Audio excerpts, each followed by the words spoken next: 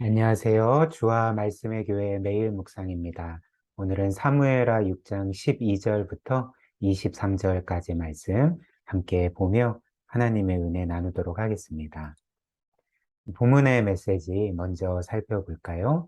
어제 우리가 본 본문 말씀에서 다윗은 여호와의 언약궤를 다윗성으로 옮기려고 했지만 그러나 하나님의 율법의 규례대로 하지 않았기 때문에 하나님은 그 언약궤에 손을 댄 우사를 죽이시고 언약궤에 옮기는 모든 이 계획들이 무산되게 하셨습니다.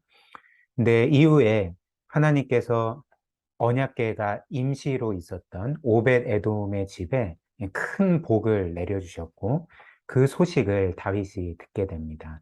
그래서 다윗이 생각하기에 하나님께서 우리를 버리시지 않았구나. 하나님께서 우리가 그분의 규례대로 행하지 않은 것에 있어서는 징계하셨지만 그럼에도 불구하고 그 언약궤가 거하던 오벳 에돔의 집에 복을 내려주심으로 우리에게 다시 한번 기회를 주고 계시는구나. 이제 이런 생각을 하고 다윗은 다시 언약궤를 가져올 프로젝트를 시행하게 됩니다. 그래서 이번에 다윗은 자신이 생각하기에 올바르다 생각한 방법이 아니라 율법이 그들에게 가르쳐 준 대로 그 율법의 규례대로 언약궤를 옮겼던 것이죠. 그래서 이번에는 언약궤를 수레가 아닌 그 어깨에 메고 옮겼습니다. 이는 무엇이냐면 그 구약의 율법에 기록된 대로 고앗 자손들이 이 언약궤를 어깨에 메고 옮겼던 것을 우리에게 보여주는 거죠. 그래서 이런 이유로 전과는 달리 아무 문제 없이 순적하게 언약궤를 옮길 수가 있었습니다. 그래서 이런 광경을 보고 다윗은 이제 크게 기뻐했습니다. 하나님의 언약궤가 이제 다시금 예루살렘으로 그리고 다윗성으로 옮겨져 오는구나. 하나님이 우리와 함께 하시는구나 라는 것을 크게 기뻐했던 거죠. 특별히 우리가 알다시피 이 여호와의 언약궤라는 것은 구약의 성막 안에 있었던 거죠. 그래서 이 언약궤는 여호와 하나님의 임재의 상징이었습니다. 그래서 이스라엘 백성들은 이 언약궤를 어떤 면에서 하나님과 이제 동등되게 여겼던 거죠. 여기서 동등되게 여겼다는 것은 이제 언약궤 위에 하나님께서 임하셨기 때문에 이제 하나님의 임재의 상징으로 여겼다는 것입니다. 근데 다윗이 그 하나님의 임재의 상징인 언약궤가 예루살렘으로 돌아오니까 이제 어떻게 생각하겠습니까? 하나님이 우리와 함께 하신다. 하나님이 우리를 받아주셨다. 하나님이 이제 영원토록 우리와 함께 하시고 우리를 지켜주실 거다라는 그런 생각으로 인해서 감격하며 크게 기뻐했던 것입니다. 그래서 다윗이 어떻게 했을까요? 오늘 본문 말씀처럼 언약궤가 들어오는 모든 과정에서 여호와 하나님 앞에 온 힘을 다해 뛰면서 춤을 췄던 거죠. 심지어 얼마나 정말 기쁨으로 그리고 정말 온 힘을 다해서 춤을 췄던지 심지어 자신의 속살이 드러나는지도 모른 채 그렇게 춤을 췄던 것입니다. 그런데 이제 궁전에서 이 모든 광경을 보고 있던 다윗의 아내 미갈이 이런 모습을 탐탁치 않게 여겼던 거죠. 특별히 이 다윗이 왕의 채통을 지키지 않고 뛰면서 춤을 췄을 뿐만 아니라 춤추는 과정 가운데 그의 속살이 다 드러나는 것을 보고 마음으로 다윗을 경멸했다. 오늘 본문이 우리에게 이렇게 알려줍니다. 왜 그럴까요? 우리가 보는 것처럼 이 고대 사회에서는 지금보다도 훨씬 더 체면 문화가 강했던 시대 아닙니까? 그래서 당시 어떤 사람이 사람들 앞에서 자신의 속살을 드러내는 것은 이제 수치로 여겨졌던 거죠.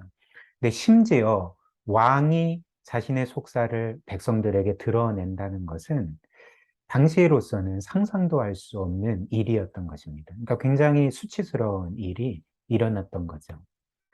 그래서 어찌됐든 다윗이 모든 과정을 마치고 궁전으로 돌아오자 미갈은 자신의 남편 다윗을 비난하게 됩니다. 사무엘하 6장 20절 말씀입니다. 세 번역인데요. 다윗이 자기의 집안 식구들에게 복을 빌어 주려고 궁전으로 돌아가니 사울의 딸 미갈이 다윗을 맞으러 나와서 이렇게 말하였다.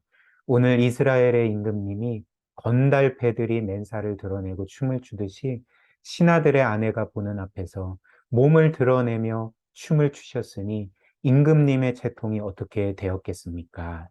이런 식으로 다윗을 비난했던 거죠. 그런데 이에 대해서 다윗은 이 미갈에게 이렇게 답하면서 어떤 면에서는 자신의 이런 신앙들을 고백하게 됩니다. 사무엘하 6장 21절과 22절인데요. 이렇습니다. 다윗이 미갈에게 대답하였다. 그렇소. 내가 주님 앞에서 그렇게 춤을 추었소. 주님께서는 그대의 아버지와 그의 온 집안이 있는데도 그들을 마다하시고 나를 뽑으셔서 주님의 백성 이스라엘을 다스리도록 통치자로 세워주셨소. 그러니 나는 주님을 찬양할 수밖에 없소. 나는 언제나 주님 앞에서 기뻐하며 뛸 것이요. 내가 스스로를 보아도 천한 사람처럼 보이지만 주님을 찬양하는 일 때문이라면 이보다 더 낮아지고 싶소. 그래도 그대가 말한 그 여자들은 나를 더욱더 존경할 것이요. 무슨 말입니까?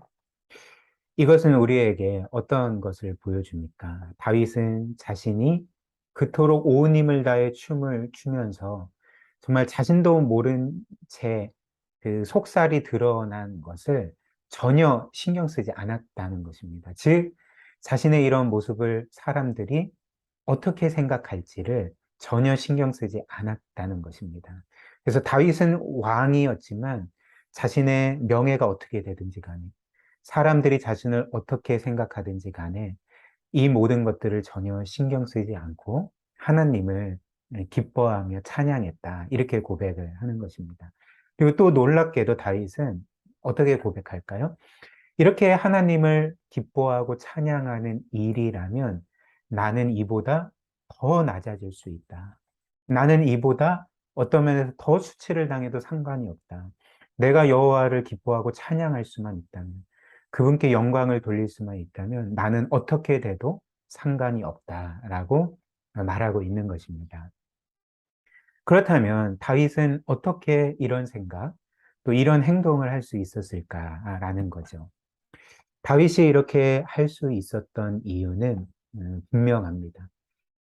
즉, 다윗은 자신의 정체성, 또 자신의 존재의 의미와 가치를 그의 왕직에 두거나, 혹은 그가 가진 명예에 두거나, 혹은 사람들이 자신을 어떻게 생각하는지 평판에 두지 않고, 오직 이 모든 것을 하나님께 두었기 때문에 그렇습니다. 즉, 쉽게 말하면, 다윗은 늘 이런 식으로 생각하며 신앙생활을 해왔던 거죠. 즉, 다윗은 자신의 이 정체성에 대해서, 그리고 그의 삶의 의미와 가치에 대해서 이렇게 생각하지 않았습니다. 나는 이스라엘의 왕이기 때문에. 그리고 모든 사람들이 나를 떠받들고 존경하고, 그리고 나의 그 모든 명령에 따르기 때문에, 내가 통치하기 때문에 내 삶은 의미가 있고 가치가 있어 라고 생각하지 아니하고, 다윗은 오히려 이런 왕직이 아닌, 명예가 아닌, 통치권이 아니라 하나님께서 자신과 같은 사람을 무한히 사랑해 주시고 온전하게 받아주셨다는 것에서만 자신의 정체성과 존재의 의미와 가치를 찾았던 것입니다. 그렇기 때문에 다윗의 입술에는 늘 이런 고백이 있었던 거죠. 나는 왕이어서가 아니라, 사람들이 나를 존경하고 칭송해서가 아니라, 그리고 이 나라를 다스리기 때문이 아니라, 나는 오직 하나님께서 나를 무한히 사랑해 주셨기 때문에, 나를 존귀하고 보배롭게 여겨 주시기 때문에 나의 삶은 의미와 가치가 있고 나는 가장 존귀한 사람이야. 이런 고백이 다윗에게 늘 있었던 것입니다. 만약 다윗이 자신의 삶의 의미와 가치와 또 정체성을 자신의 왕직과 명예와 사람들의 평판에 두었다면 어떻게 되었을까요? 오늘 본문에서 보여지는 다윗의 모습과는 전혀 다른 삶을 살았던 것 아닐까요? 즉, 다윗은 오늘 이 본문 말씀이 우리에게 묘사해 주는 것처럼 사람들 앞에서, 어떤 면에서 모든 사람들이 수치스럽게 여기는 속살이 드러나도록 하나님을 기뻐하며 춤을 출 수 없었을 것입니다. 그리고 혹시나 사람들이 자신에 대해서 조금만 나쁘게 말하거나 혹은 자신의 명예가 손상되는 일을 겪게 되면 아마도 견딜 수가 없어 했을 것입니다. 왜냐하면 거기에 자신의 정체성과 존재의 의미와 가치가 있기 때문에 그런 거죠. 그러나 다윗은 그렇지 않았습니다. 다윗에게 가장 중요한 분은 하나님이셨고, 그 하나님께서 자신의 정체성의 근원과 존재의 의미와 가치와 궁극적인 목적이었기 때문에 사람들이 어떻게 생각하든지 간에 하나님만 영화롭게 되실 수 있다면 그렇게 기뻐하며 춤을 출 수가 있었던 거죠. 우리가 이 말씀을 함께 우리의 삶에 한번 적용을 해볼까요? 우리는 이 땅을 살면서 우리의 정체성, 또 삶의 의미와 가치를 어떤 것에 두고 있습니까? 이 세상 사람들을 생각을 해보면 사람들은 어떤 것에 자신의 정체성과 존재의 의미와 가치를 둘까요?